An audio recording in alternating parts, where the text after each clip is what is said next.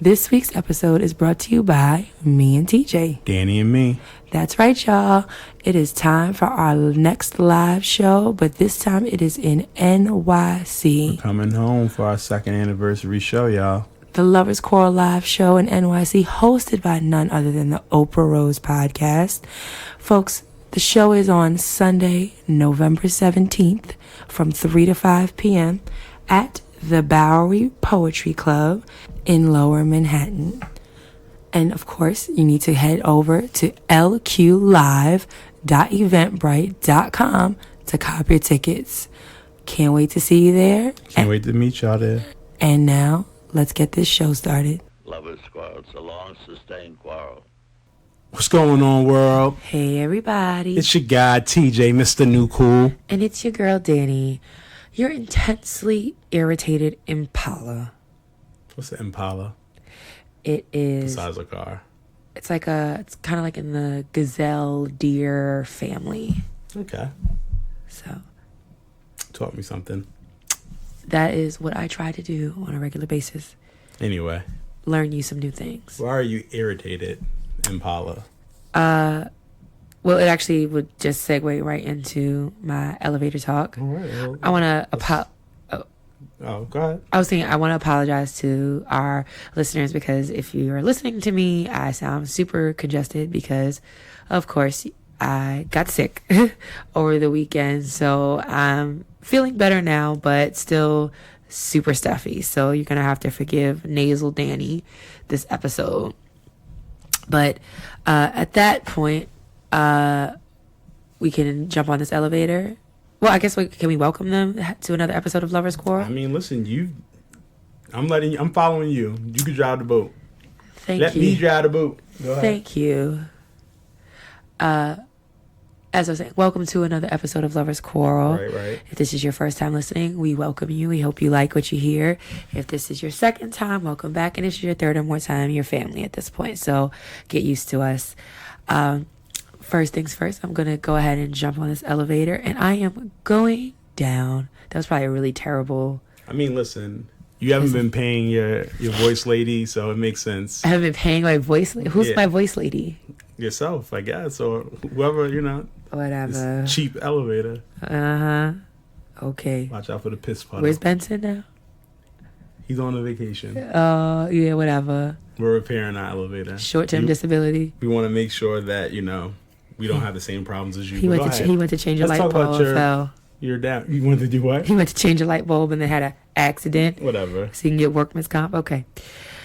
So, this actually just happened not long before we recorded, but I just had to professionally lay TD Bank the fuck out. So. Talk about it. I'm like, okay, so my dad had accounts at TD Bank. So of course, when he passed away almost 2 years ago, at this point, I'm one of his daughters. We had to go through all the proper channels to be named like executor, administrator of his estate, death certificates, like all that stuff. Which I hope most of you don't have to experience, but if you have, that you have to kind of go through certain, get certain legal documents like death certificates and other things like that in order to, handle the affairs of a loved one who has passed away. So, long story short, I was trying to get some information from TD Bank, some updated information from TD Bank. Mind you, though, this is some information that I had gotten from their customer service department over the summer, but now that we're in October, I needed some updated data, okay? I get on the phone. First off, I'm on hold for no less than 15 minutes, right? When I called Mr. Cooper, which was our mortgage company and other my dad's mortgage company, whatever, I'm on hold less than 5 minutes. I got what I needed. I'm off the phone in 7 minutes flat. I called TD Bank. They got me on hold for 15 minutes. Then I get on the phone with Diamond, and I'm not trying to shade the name Diamond. No, you are. But I'm on the phone with Diamond. Go ahead. I'm explaining her what's the situation. I am Gregory's daughter. I am trying to get this piece of information. Can you please provide me, email me or fax me this information? Before I could get all the words out my mouth, oh, I'm sorry, you're going to have to go into a branch for that. No, bitch, I don't, because over the summer, I got the same information. Maybe she's new. Okay, give her the benefit of the doubt. Give me a supervisor. Gets me a supervisor. Here comes Marcus, the supervisor. And I don't know why, but I feel like it's Marcus with a C and not with a K. So if it was Marcus with a K, he would have hooked you up. He might have, okay? And I feel like I had like Tad or Brad or Brent over the summer, and I'm not trying to say... You are. But... You're going there. You're going there. But... I'm just saying, you're going there. He ain't have no qualms. Okay. He ain't have no issues giving me the information I needed over the summer. So I get on the phone with Marcus. Like from Boomerang. Marcus. Okay? Right. And he, I'm telling him, like, I got this information over the summer. I could tell you the unaccrued interest. I could tell you what the discharge fee is. I could tell you what the fax number is that I need to send the paperwork back to. All I need is the updated number and the paperwork that says that, because I'm like, just work with me here. Now he gonna talk about, oh, well, now your account is locked. Why the fuck is it locked? Well, because of authentication. Oh, because I was trying to type in the 8,000 digit account number while I was driving, which is not safe. I don't encourage that. But at the same time, it's like, I have all the information. So he's like, oh, you're locked out. Well, Diamond didn't say this. So now you're telling me that I'm locked out, which is why you can't. And I said, so you're telling me. Wait up. Before we continue. So you were doing this while you were driving. I was multitasking. I was in traffic. Multitasking? Well, I thought multitasking is a myth. It is, because clearly I wasn't able to type in the numbers and drive at the same time, but I was in traffic. So I was doing these things mainly a stoplight. So it's technically it wasn't multitasking, because I was not moving like that. At the stoplight.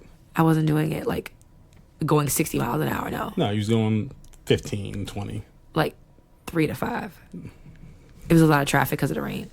Yeah, but go ahead. So let's continue hearing the story. So he's like, so I'm like, now my account is locked. Why didn't she say that?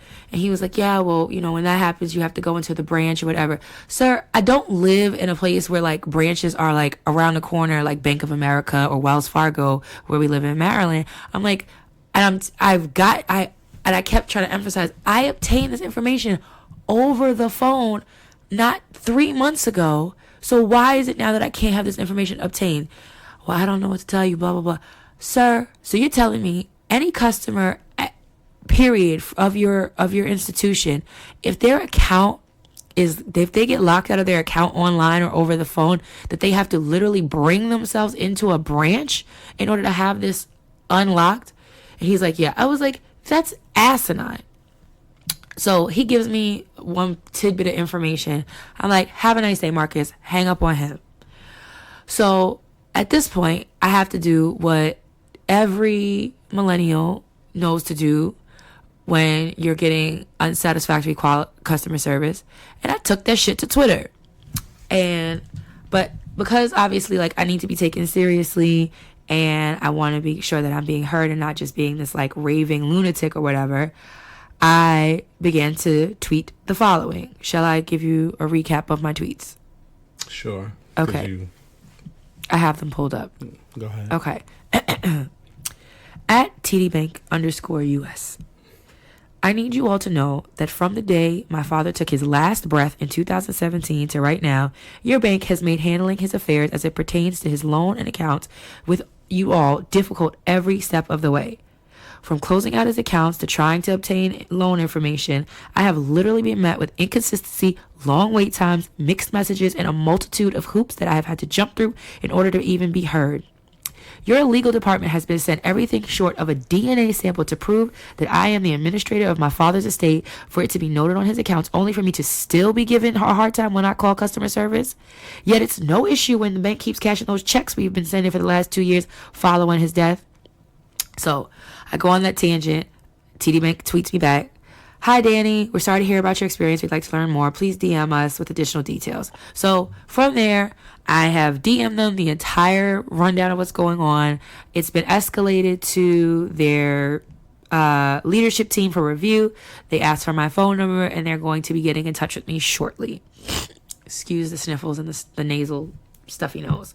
So I was saying that all to say is because it is ridiculous that in 2019 that people are still trying to give you the runaround when you have to call into a customer service line, and that you have to like kind of act up on social media to get people to like respond to you.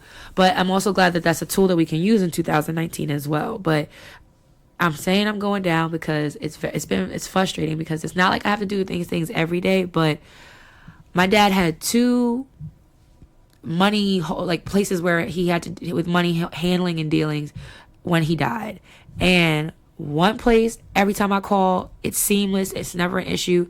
But every time I have called TD Bank, I have been met with complete like disarray, or people wanted me to drag myself into a branch. And quite honestly, with the exception of the white branch manager with the hood nails down on Boston Street, everybody else has given me a hard time. She is the only person that was like really trying to work with me. And it's just frustrating because you guys are supposed to be a place like you're dealing with people's money, and like people die every day. And so people have to take over their affairs. And like, I'm not trying to like steal my father's money or anything like that. I was trying to like close his accounts last year to make sure like early into the 2018, because I wanted to make sure that like all of my dad's auto pays were now like debiting everything out of his account, and I wanted to close them so that way all of a sudden anything wasn't going to like bill collection. Not that it would matter, but like we want to just make sure that everything's kind of squared away.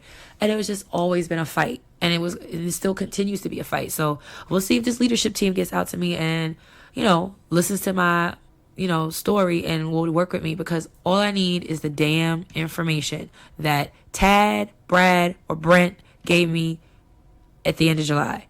And with that, I yield.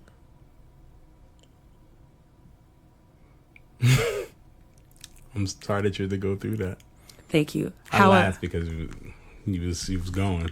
Yes. However, I am pretty pleased with myself for how I handled the situation. I know. You text me all excited. I was proud. I figured you're welcome. I figured you'd be proud of me. I mean, I taught you that, raised you well in that situation. Not raised. I feel like you might have helped cultivate it, because you've poked and prodded me to this point. I've helped you become a fighter, because the old Danny would have just accepted that.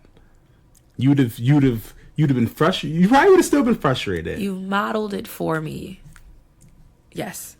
I trained you. You've modeled it for me. I helped you master it. And you've encouraged me to speak my piece. You could say that you have a master's in education and you have a master in TJ. I would say I do have a master's in TJ, but exactly. Then you might have a doctorate in TJ. You need to print me a diploma, because I will print you out a diploma. Because I feel like I should be, like when you have more credentials, you should be paid more. So then I feel like I'm duly credentialed then, because you are a difficult nut to crack. I will make sure to get you a diploma. I want an oak frame. First off, when the universities send you it, they don't send you a frame. You gotta pay that shit for yourself.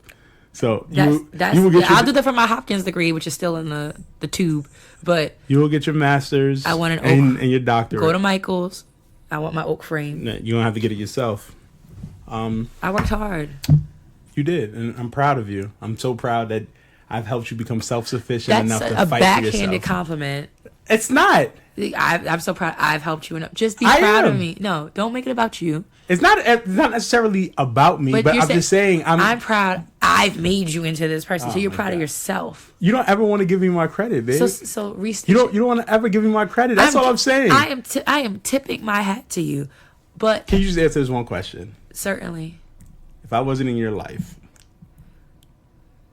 would you have fought that hard? Probably not. All right, then. That's it. Thank you.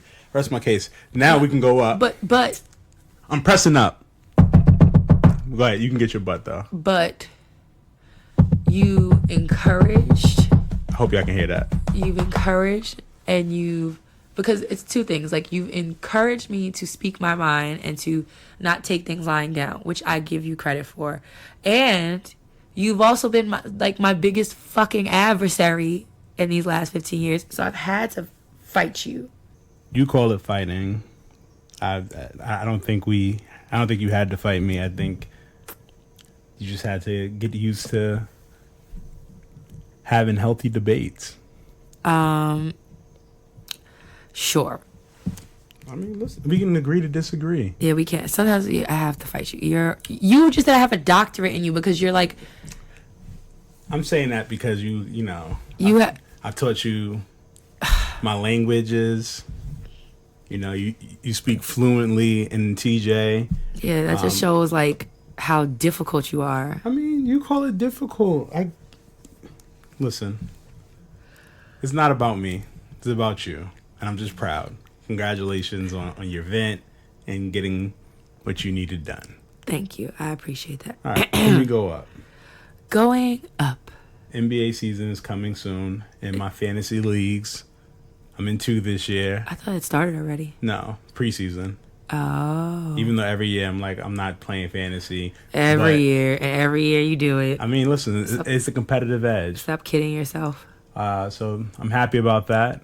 Anyone who does fantasy sports, they get it. What else? I'm also happy. I cut the cord. I'm not sure if I ever talked about it previously. I can't remember. I may have. But we cut the cord, so we no longer have cable.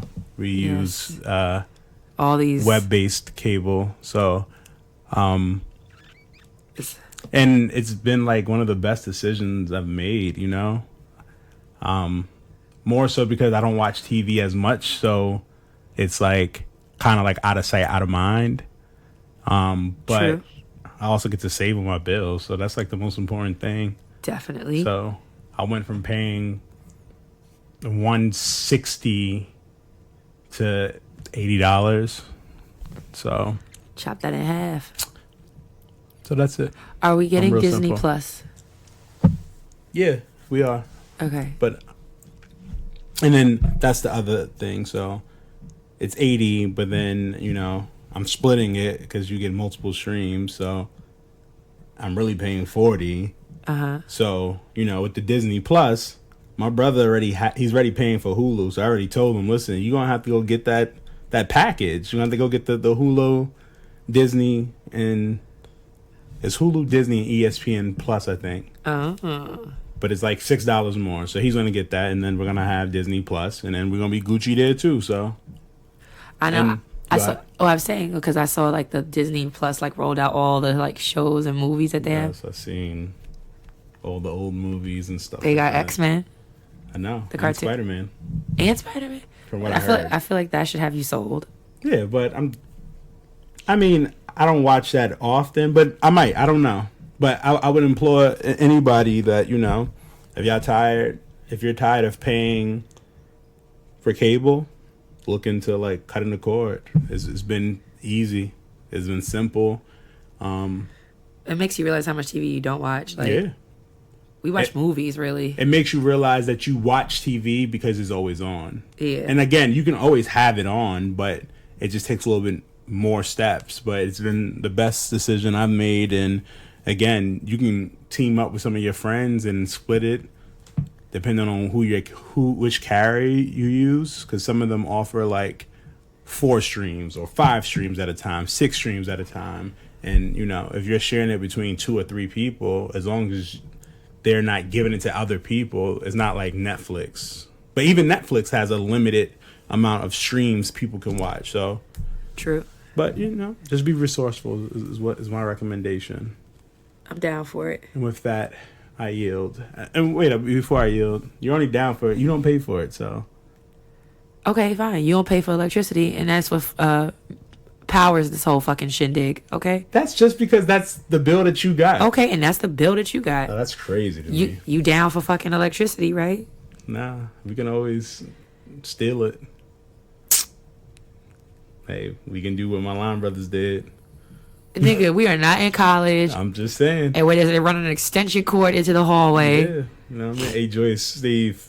They don't have no neighbors that they can knock on the door like they knocked on our door. Exactly. I'm going to knock on our neighbor doors and be like, hey, can we run this extension cord through your house real quick? We go to bed real early. As soon as the sun goes down, like, well, time to go.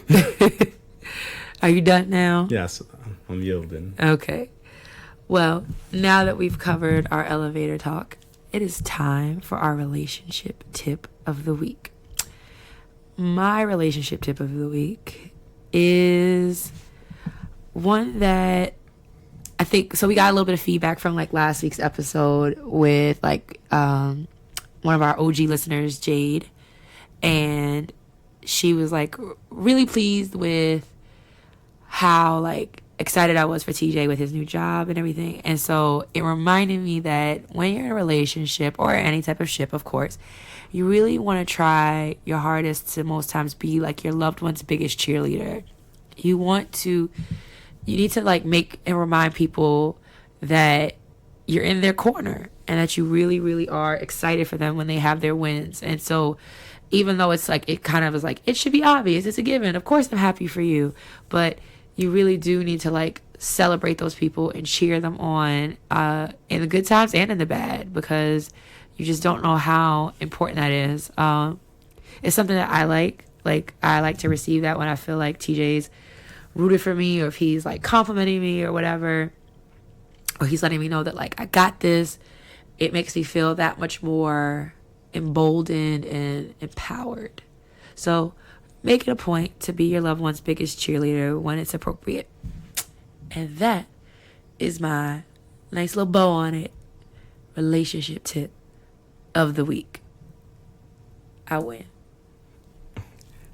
You don't win just because you say you win. That only works when I say it. I say it because it makes sense, because I typically win. Like I don't think that that's the accurate thing, but go ahead. I win. How not? I win. That's crazy to me, Danielle. And based off of that, my tip is treat your significant other or your friends. Actually, no, this more so is just for your like significant other. And it touches home because I've always kind of told Danny that I treat her like everybody.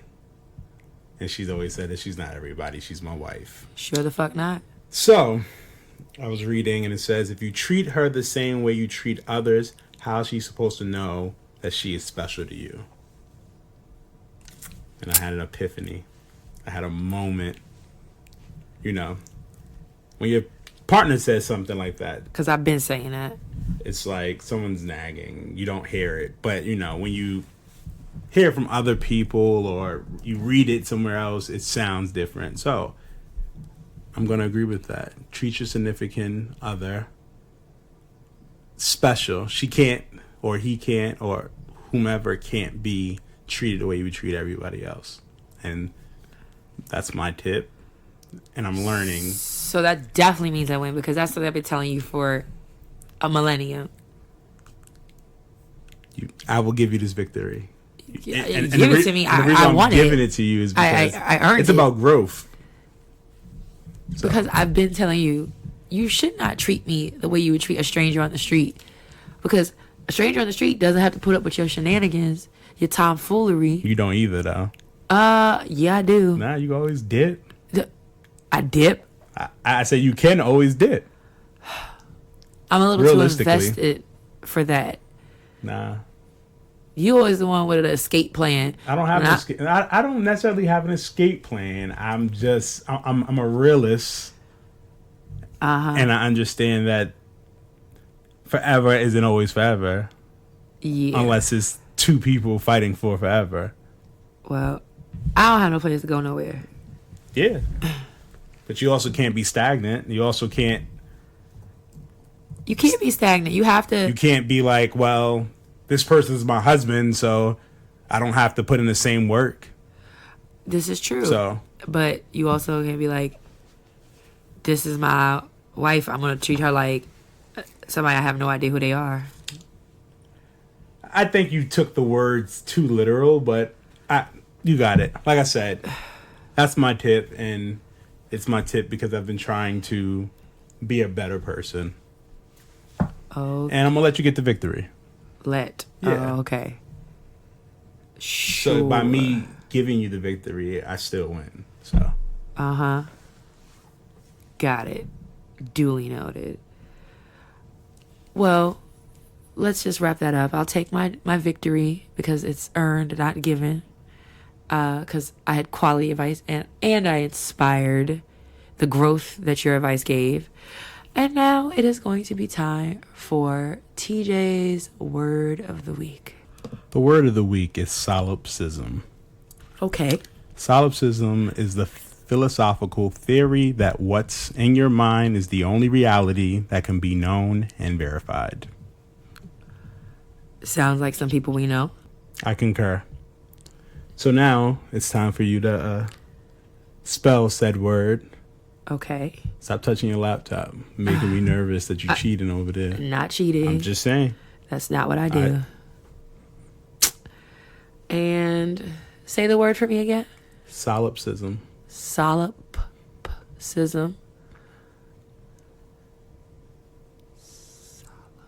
Solipsism. I had not heard of this word before. Okay, hold on. Are you pulling up the spelling? Nope, I have the spelling. I'm just trying to see if there's anything I can give you that can... I'm going to just spell it like how it sounds and hope for the best. So okay. I'm prepared to get it right or get it wrong. Do you want to know the origins? Sure, what's the origin? So, the Latin word for alone is sol. And self is ips, I-P-S-E. You know what that means? Well, I mean, you kind of gave me... Okay. S-O-L. Okay. I gave you that part. No, you didn't. You gave me ips. I feel like... Did I? You spelled it. You said I-P-S-E. S-O-L-I-P solip C-I-S-M. And we're still in there, guys. Take that out. S-I-S-M. S-I-S-M. Okay. 2 weeks in a row. That's fair. She shoots. She misses. Maybe next week you can rebound. Well, I feel like this is an asterisk. And I almost... Because you like... I definitely gave you. But you gave me like... But it like... That's what it shows. Solipsism. Okay. So ism, not schism. Okay. All right. I mean, it's fine. So she took another L. Proud of that L. I mean, you look up words that I've never heard. No, I mean I look up words that I've never. It's really about words that I've never heard or words I didn't know were SAT words, and then I use it. And Okay. You're definitely the smartest person I know. I just It's okay. It's also the competitive side of me. Sometimes you wanna win. That is okay. I mean, who doesn't want? Well, besides you, who doesn't want to win? Well, I congratulate you on stumping me yet again, and enjoy it while it lasts. I will. I mean, I win a lot though against you. In chess, yes. In life. Yeah. As long as I have nothing to do with trivia or vocabulary, 97% of the time, I'm knocking you out of this park. But that's besides the point. Yeah, you make me sick. Now we're going to take a brief break. Hear a message from our sponsor. Sounds good. Hey friend, it's time for you to ditch those workout gloves and get the grip and wrist support you deserve. What do you suggest? You need to get the Gainz Load and Lock grips by Gainz Sports Gear. They are more durable than gloves, have a non-slip grip pad that provides grip support and added wrist support unlike your traditional workout gloves, and will protect your hands from calluses. Do they come in different colors? Not only do they come in different colors, but they are available for men and women. Do yourself a favor, go to GainSportsGear.com. And remember, a better grip equals a better lift. Embrace the process. And you too can embrace the process by using our code LOVERS10 at Gainz, Gainz, sportsgear.com. And now, back to the show. Welcome back, y'all. Hello. We are back. And now it is time for our lover letter or listener letter. And here we go. Dear Lovers Quarrel, I have been in a relationship, excuse me, I have been in a long-term relationship with my man for 3 years. Now, I am all for women's empowerment, but I do believe you still need a man to build a future. My girls have been saying some things that rub me the wrong way. They believe because I make more money than my man, I should not have to do the traditional woman duties, quote unquote, in the house. But that's how I was raised. Is it wrong to allow your man to be head of home as allowing him to do the man things?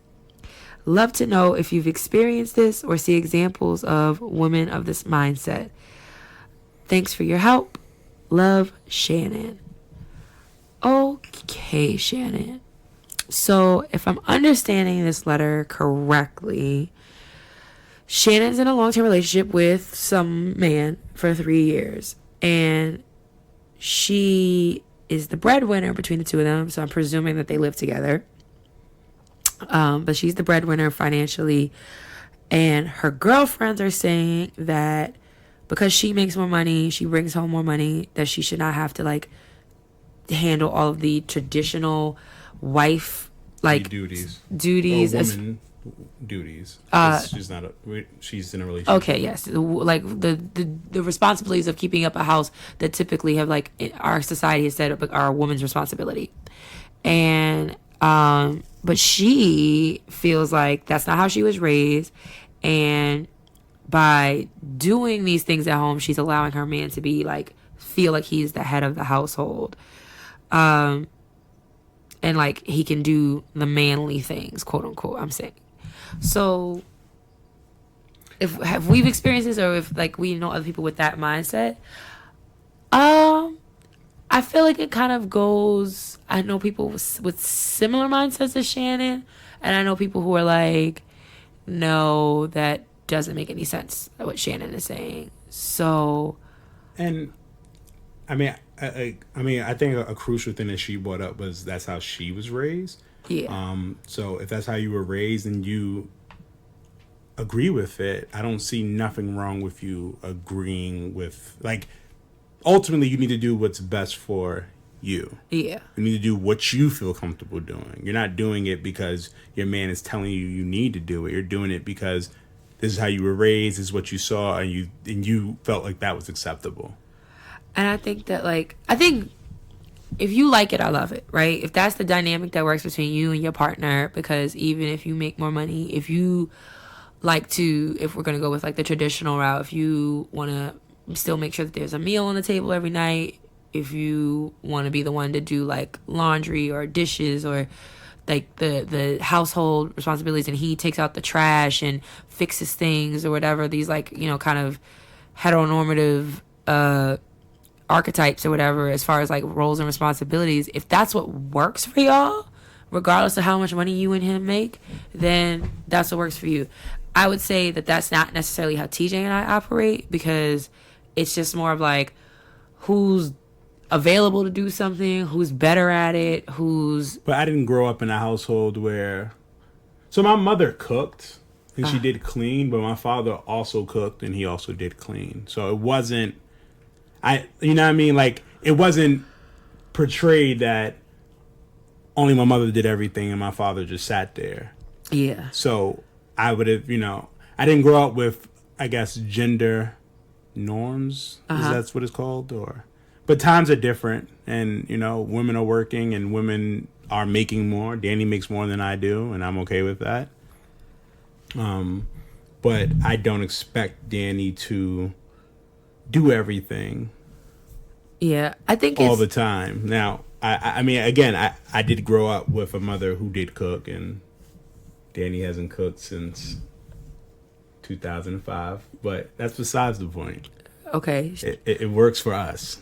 And TJ is a shady lady, and that works for us too. So it's a little jokey joke. Come on, come on, Danny. So I feel like it's just about what agreement you come to in your relationship. Like, it's like I said, for me and TJ, it's, again, who's available to do something, who is better at it, who likes to do certain things. Like, for me, I have no, like, I don't mind washing dishes. I don't mind, like, doing the cleanup. TJ is, like, a better cook than, like, I feel like he's a better cook than me. And I feel like his food, like, I just think his food tastes better than my food. But, like, I don't mind doing, like, the cleanup duty if he makes dinner or something like that. But, like, even if you think about, like, growing, like, I'm arguably more handy than TJ. Like, I know how to fix shit better than TJ or build things better than TJ. And I kill 97% of the bugs when they get in our house. Well, now I'm a killer, so. Oh, now you're a killer? Yeah, I got a daughter. Oh, so you're going to have Tatum do it? No. I kill bugs because. Oh, because of Tatum, you kill bugs. I thought you were trying to train her to be your next your next bug assassin. You saying train her to? So you're saying that I trained you to be my bug assassin? No. Is that what you just admitted to? No. Oh, okay. I just wanted to know. Not admitting to that. Okay. It was more like, oh no, I don't want to kill it. Anyway, so we can talk about this after we finish talking to our lover. But I don't think her friends are wrong for making that assertion. I just don't think that she has to. I don't think that she has to, like. She just doesn't have to agree with it. That's all. Like, if she's like, okay, that's how you feel, and that's how I feel. But, like, because her friend could be like, they're saying that just because she makes more money, she shouldn't have to do the stuff that she does not mind doing. And I feel like this is when friends telling you to do something ruins your relationship, because now you're listening to them. The house was happy. You didn't mind doing it. And now, because your friends are saying something, and you're saying that it's rubbing you the wrong way, but is it rubbing you the wrong way because you always felt this way, or is it rubbing you the wrong way because, it's them saying this and it's making you uncomfortable because they're always going to say it? But I mean, they should leave well enough alone. If, like, they said it once, that's all. I mean, all you can do is say your opinion, and that's it. And it's like I said, and like we both said, like, if this is the arrangement that you like, then go for it. I would suggest, I mean, you didn't say what you do for a living. Is your job really demanding? Is it something that you get home late or whatever? Like, whatever it is. But if it's working for you all, if she's then it's comfortable fine. doing it, she grew up that way, she doesn't have a problem with it, then I don't see an issue with it. I would say tell your friends to mind their business. And then again, I would look at your friends. Are they in a relationship? Are they in a long-term relationship? Because that also explains it. There's always people who want to tell you what to do and how to do it, and they aren't doing it themselves.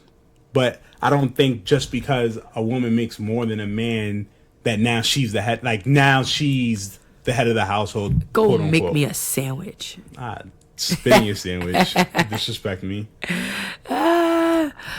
So ultimately, it really comes down to whatever works for you and works best for you and your partner is fine. As long as it's what you want to do, it's what he wants to do, and then nothing else can come between it. The second it becomes something that you don't want to do, or that things change, or like maybe he maybe feel like he's not pulling his weight, whatever might happen, then you speak on it and then you address it. Based off of your relationship. But I would never let somebody else tell you what's right for your relationship, because there's a lot of shit that me and Danny accept for each other that somebody else may be like, I would never do, or I wouldn't deal with that. So again, but that's what works for Danny and TJ. That may not work for you, Shannon, and somebody else. So, but you don't want to allow outside voices to affect your relationship. If everything else is good, then it's not even something you should even question. Yep. And, and I guess the last thing I'll end on is that same way how you don't like how it makes you feel, where your friends kind of like toss their opinions at you, and then, just make sure that you also don't do that to them as well, because sometimes when people have strong feelings about things, they tend to like push them on to others. So and you can verbalize to them that, you're good. But again, your friends are going to give you advice based off of what you're telling them. So maybe you need to stop telling them things that is sensitive to you. True that. That is fair and accurate. But I hope that this helped, because Lord knows it's not easy, especially when people are throwing opinions your way. So just make sure that you're, be like, oh, thanks for the advice. But ultimately you do whatever is best for you and your partner. And with that, we are done solving problems yet again. Crisis averted. Out here changing lives left and right. Yes. Oh my goodness. You're supposed to like be my biggest cheerleader. You're supposed to like co-sign me. You right, Danny. Saving lives, changing lives, you know. Thank you. Giving you positive information. Thank you. You know. What else you need me to say? Yes. Appreciate Won't it. she do it? Yes. Thank you. You killed it, girl. That's all I needed. Because your advice was outstanding, That's astounding. Oh, those are both words. That's Yeah. fine. I'll take either But I of put a those. little stutter, you know. It's okay. Anyway. But, all right. And now we are going to switch gears yet again and move on to our quarrel for the evening. So this may be multiple quarrels depending on what it is, but I wanted to ask, I've been seeing people talk about the Gina Rodriguez situation, and people are questioning, like, people are upset with it, but I've seen other people question, like, what's the big deal? And I think it kind of plays a part into the Afro-Latina situation. So, you know, I just kind of wanted to get your take on the situation. Just because. Now, listen, Gina Rodriguez, I don't even know who she is. It's Jane the Virgin. Again, I don't know who she is. Okay. But from what I've Googled, you know, I had to look into it. She's been, like, she said problematic things, and Yes. she kind of makes everything about herself. But Yeah, she's very, like, Mr. Me backstory, Too. she was getting her hair done. Fuji's was on, Ready or Not, and she recited Lawrence Hill verse. Nigga. And Nigga. That had nigga in it, and She said it with ease. It was not the first time. oh no, she probably uses nigga all the time. But that goes into the question, like, you know, and that's why I said it kind of becomes a multiple quarrel, because it's like, who can use the word, who can't use the word? When can use the word, when can't you use the word? And then it's also, you know, are we mad because she used it, or are we just mad because anyone who's not black uses it, we have a problem? Because when J-Lo had that part in I'm Real, when she's like, tell them niggas mind their business though, or something like that, I can't remember the line. People were upset that J-Lo used the N-word. I understand because she's not black. But she's Jenny from the block. But she's not black. But then they were. But then you got Fat Joe. And Fat Joe used the N-word. He does. And he claims Afro-Latina. So I think that plays a part, right? I think that it's like, if you, I'm not going to sit here and act like I'm an expert on the subject, but I feel like if you, well, we're having a conversation. If you want to look at it from, I feel like, historical perspective, right? Transatlantic slave trade, slaves, Africans were dropped off in the Caribbean, and then in like South America and North America, right? Mm-hmm. So there are people who are Afro-Latino or Afro-Latinx who dispersed throughout the Caribbean, because it was then this coming together of Africans and indigenous people that then like became this like Afro Latina or Afro-Latinx community, right? And so I think what it is though is that like it's like levels to this, right? So if somebody has always acknowledged their African roots, right, and has acknowledged their African background, not saying that's like a pass to say like you can say nigga or whatever, but because but at this, I'm not saying like that's but like to me it makes a little bit more sense, because you're saying like I identify with like the black part of me. I'm raised in a culture with black people, but I also am raised in a culture with Spanish people. So let me say this. Go ahead. Okay, so then like I probably wouldn't bat an eyelash at or like side eye Fat Joe if he does steadily acknowledge it. Yes, he's fair.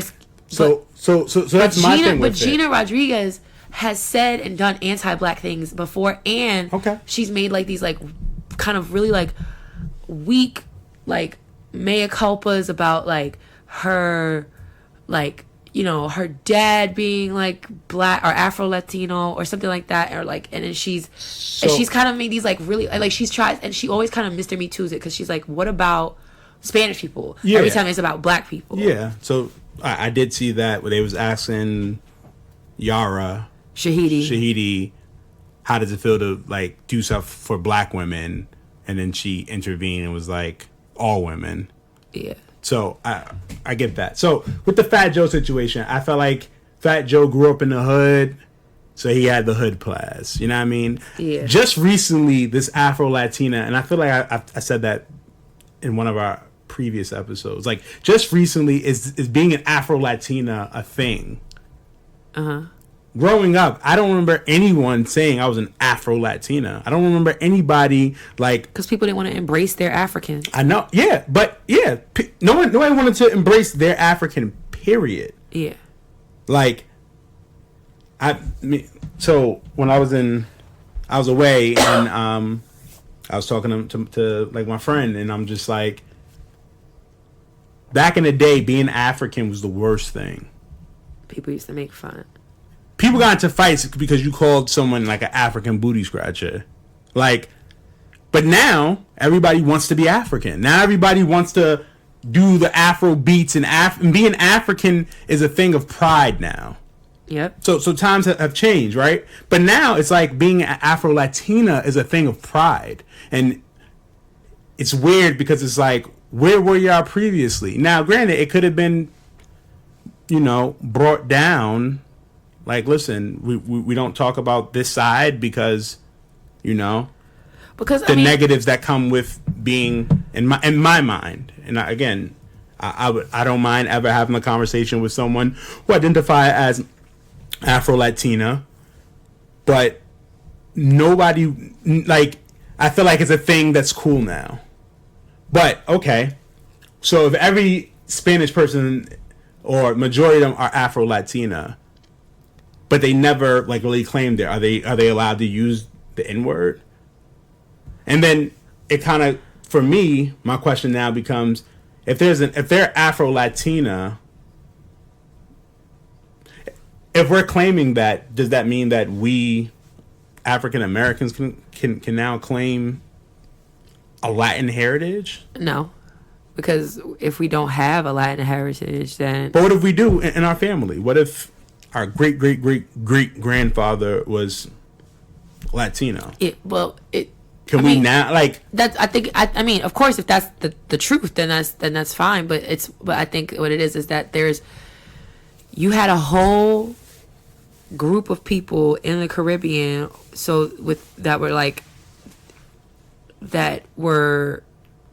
that had slaves arrive, and then you had indigenous people and tribes there, and then over time, like, these people became these Afro Latinx or Latinx people. You're right. There was a time where, like, when we were growing up, you had people who, like, being African was the worst possible thing, like, ethnicity that you could be, or not even ethnicity, but like just your place that you could hail from. And Spanish people, like, ultimately it's like it comes back to a thing where it's just like, even other people of color can be anti-black. So people who were Spanish were not going to acknowledge their blackness that existed within their lineage, because. So why do it now, though? Because now, but I mean, sometimes when you know better, you do better. Okay, but also, that's fair. But also too, because it's become a part of the conversation where people have been like bringing it up more. But like, you can't ignore the fact that your heritage includes African or blackness. Because if you think about Dominicans, like, that's predominantly who, like, we went to school with as far as like different Latinx communities. And Dominicans, I know Dominican people who are dark as night and who are 100%. lighter than me, and I've never heard them say I'm an Afro Latina. So that's not embracing their blackness. All right, I know when I was going to DR years ago, my tour guide was saying, like, my tour guide is my pro fight, but he was just telling us, like, the darker you are in the DR, they think that you're Haitian. If they think that you're Haitian, like, Haitians were being murdered, Haitians were being, like, exiled, they were being, like, blackballed. Right? So being dark has like throughout the history, being black has always been a negative. But now we're trying to embrace this Afro Latina thing, and it's just, to me, it's just very weird. Like, again, but it makes sense. You're right. If you know better, you do better. But I just want to make sure that it's not a fad. I want to make sure that in 20 years from now, people are still saying that they're Afro Latina. And by being Afro Latina, they're embracing the African side, and they're doing stuff for the African communities. Yeah. As opposed to, I'm Afro Latina because it's cool, but I'm still Spanish, and I'm only going to rock with Spanish people. I'm only going to do stuff for Spanish people. Like, if you're going to claim Afro Latina, you need to do stuff for both, is how I feel. Now to this Gina Rodriguez thing. She wrong. Are we saying she's wrong because of her past? Yes. So that's it. I'm saying she's wrong because she is someone who has misstepped over and over and over again with her words, which comes across as like anti-black, because it's like, we need, because she identifies with her Hispanic or her Latin heritage, period. She does not identify as Afro Latina. So if she's saying her Afro, and if she's been anti-black things, then why are you saying, even mouthing the word nigga, even if it's a part of a song? And I just feel like sometimes when people show you who they are, you have to believe them. And she has done this multiple times with her Mr. Me Too bullshit, which is like, how come what about us? What about us? But like, if that's the case, if they're talking about black women or black people in the room, mm-hmm. then like, why do you always feel like you have to shift the conversation to Spanish people if you're Afro Latina? Because then it should be both of us, yeah. Yeah. But she tried to say one time in a thing, she was like, she said Spanish people were paid less or whatever. Were the paid less actors, and that's not true. That's not true. But again, it comes back to it, like, if we're Afro Latinas, right? If we're claiming this, as an Afro Latina, can you only pick one side? I mean, it's kind of like biracial people, right? You're biracial, so technically you are black, but there are some biracial people who they're black when it's convenient, they're white when it's convenient. You know what I mean? So with Afro Latina, is it the same thing that your African roots? When it's beneficial, I need to say nigga so I'm Afro, but now I'm Spanish because that's just my thinking. I don't think it's a cut and dry thing. I think it's just like there are like blurred lines, and I also think it matters about like the culture that you're like predominantly immersed in, because if you're around, which brings it back to the Fat Joe. Fat Joe was around. He was around the hood, so the N-word was just a word. Yeah. That was a part of his vocabulary. Now he's using, I'm Afro-Latina, so, I mean, that helps his cause even. I mean, you could say that helped his cause more, but to me, you were Fat Joe, the rapper, you was a hood nigga. Do you think that Fat Joe, not obviously we don't know him personally, but like, I don't recall him saying or doing anything that was also like blatantly anti-black. No, I'm not. And I'm not trying to excuse it, but at the same time, it's like with Gina Rodriguez, you can't she's doing both. I know, but it's kind of with just the word in general. It's kind of like, who can say it? Who can't say it? And then again, this is like mad onions. It's like an onion peeling. Layers. Because it's like we get mad when other people use the word, but then we put it all in our songs for people to purchase, so that way they can come to our concert and say it. But now when you go to the concert, you see, like I've been to concerts, and there's a group of white people there, and part of you's looking at them like, are you going to say the N-word? I've been in that position. But you're not. At least I'm not. I'm not gonna blatantly, like, I'm not gonna fight somebody over a word. To me, like, I get it, but I even had a moment in high school where, like, I used to use the N-word crazy. And I went to school, and there was nothing but Spanish people there. And one day I caught myself as they're talking and they're just nigga, nigga, nigga, nigga, nigga, nigga, nigga, nigga, nigga, nigga, nigga. Yep. And I'm like, I was really like frustrated about it. Like, damn.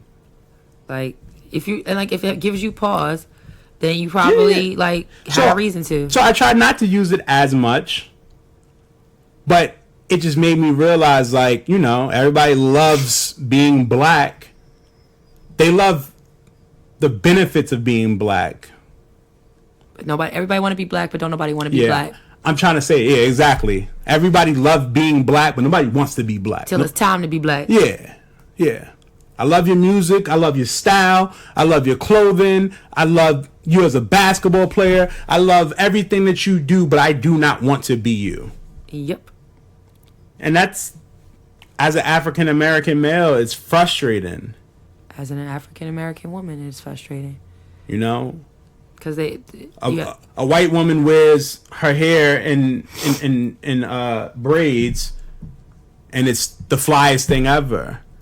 A black woman does it, and it's like, why is your hair nappy? Or, you know what I mean? Like, they have to make laws in 2019 to prevent people from discriminating against people of color for their hairstyles.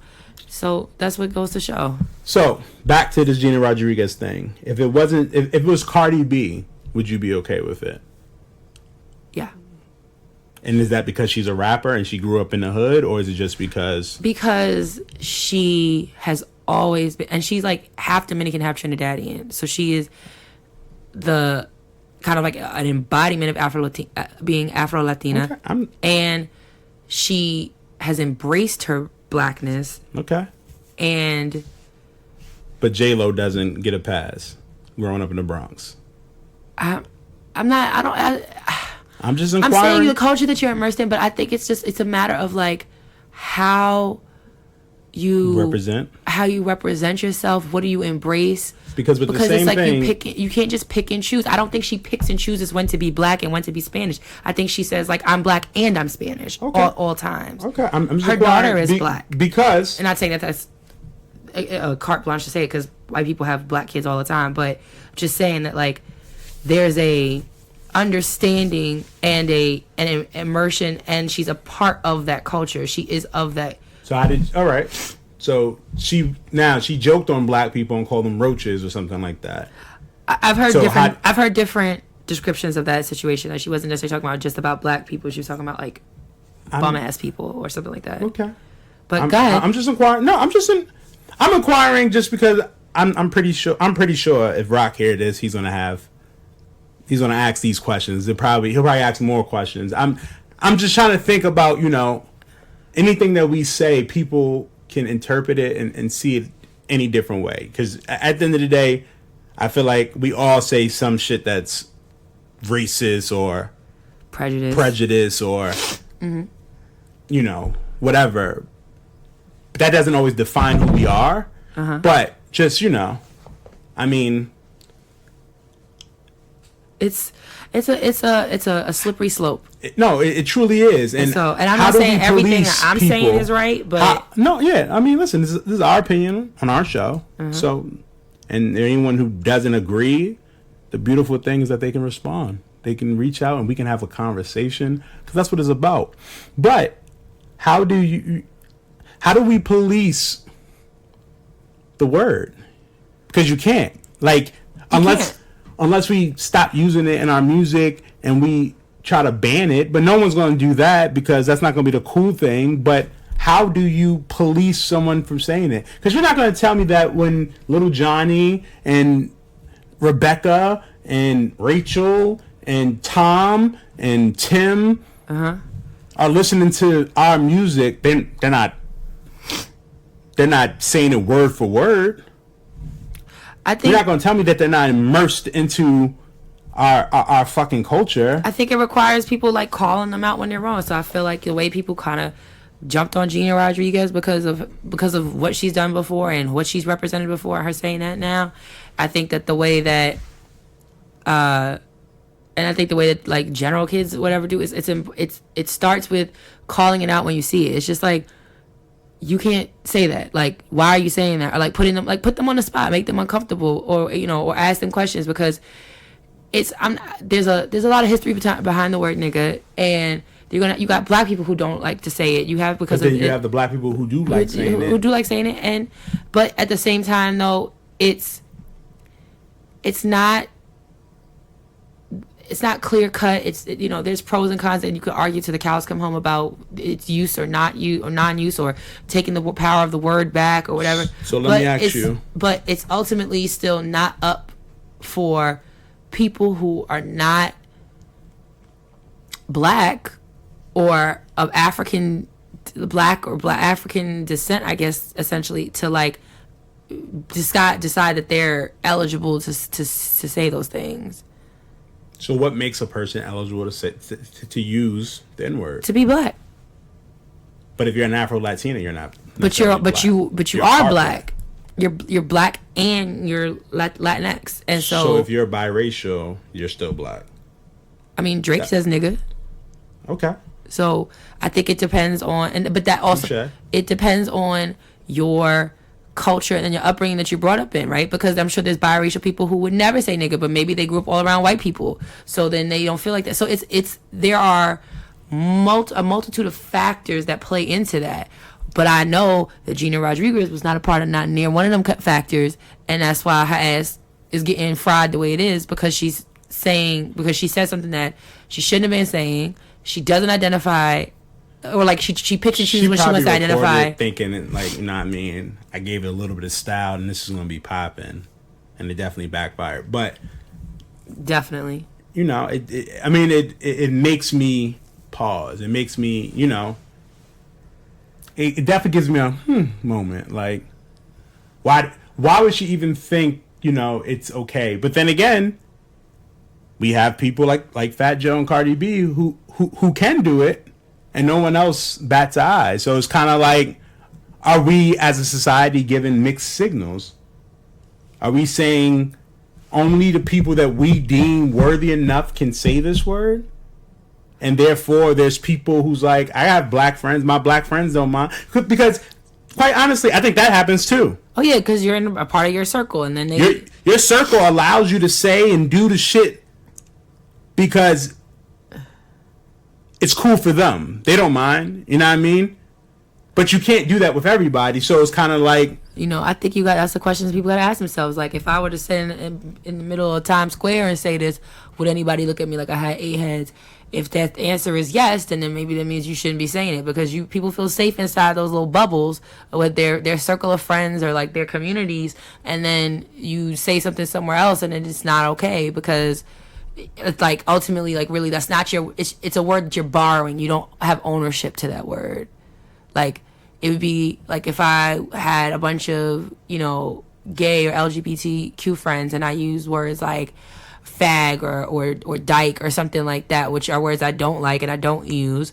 But if like I had a community, if I had a tight knit circle of friends. But what if they allowed you to use that? But then that's my thing though. My litmus test would be, could I leave my circle of friends and stand in the middle of Times Square and say fag or dyke and have a person that doesn't know me, that is gay, lesbian, bisexual, whatever, walk by me and not like lay me the fuck out? If the answer to that question is yes, you would get laid the fuck out if I stood in Times Square and just said those words out loud, that means that and they knew I was straight. I don't have ownership of that word. I'm only giving licensure to borrow that word from a small group of people that I'm close with. So using the word, Andrew Cuomo he was doing an interview and he was saying that dark Italians, they were called nigga-wops, I think, or something like that. But he said it, and before he prefaced, he said, excuse my language, whatever. Is that okay? Or should he just said N-word wop? I think that sometimes if he's using the word, if he prefaced himself, I personally would not have been offended if he's saying, during this time, this group of people that looked a certain way were called this thing, and the word included the word nigger, and he prefaces something by saying like, excuse me, I would not be offended. Okay. Because he's giving some just historical context. That's just like if you're reading a book in English class and the book says a bunch of like that word nigger in it a whole bunch of times, that like, who's it, like Tom Sawyer or one of those shit. I don't know if they. I mean, I don't know if they had the N word in them. They might have. I think it maybe like once or twice. Or if you're reading a hood book and the hood book has. But nigga, if you're are you reading, supposed to censor yourself too? And if you're reading it in class and like your white English teacher is like reading a page aloud, like they, you know, they should be able to. Personally, I think if you're I mean, if that ever came up, you're reading the text.